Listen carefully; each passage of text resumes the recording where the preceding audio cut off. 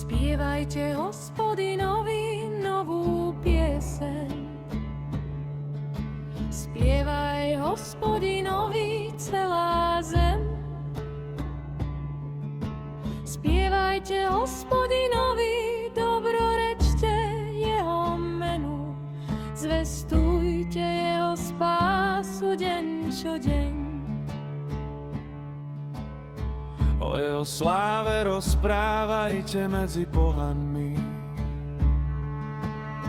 o jeho divných skutkoch medzi všetkými národmi.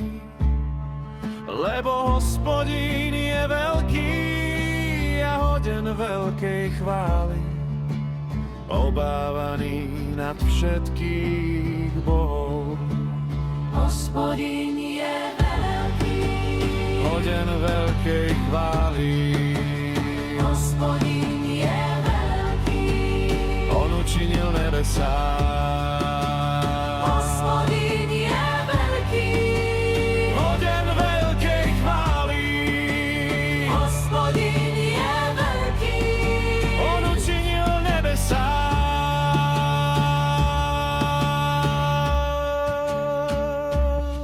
lebo všetci božikovia pohanov sú ničoty.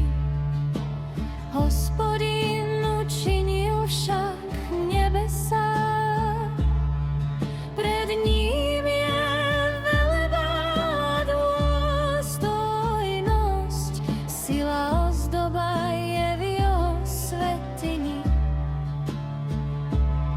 Čelade národov vzdávajte Hospodinovi,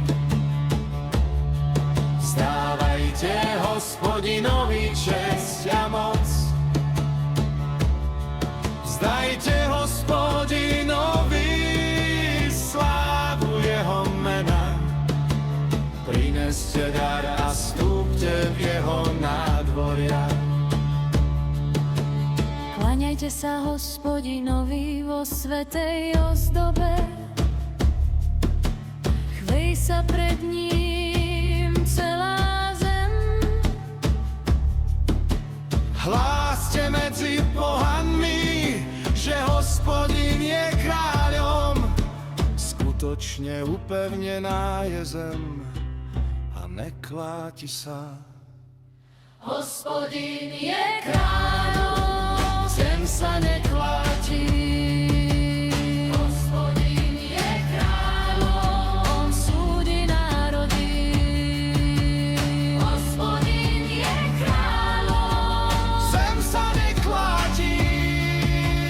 Hospodin je kráľom, On súdi národy.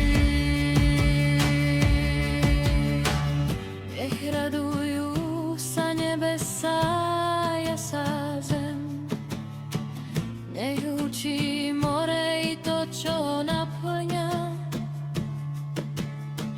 Nech jasá pole so všetkým, čo je na ňom.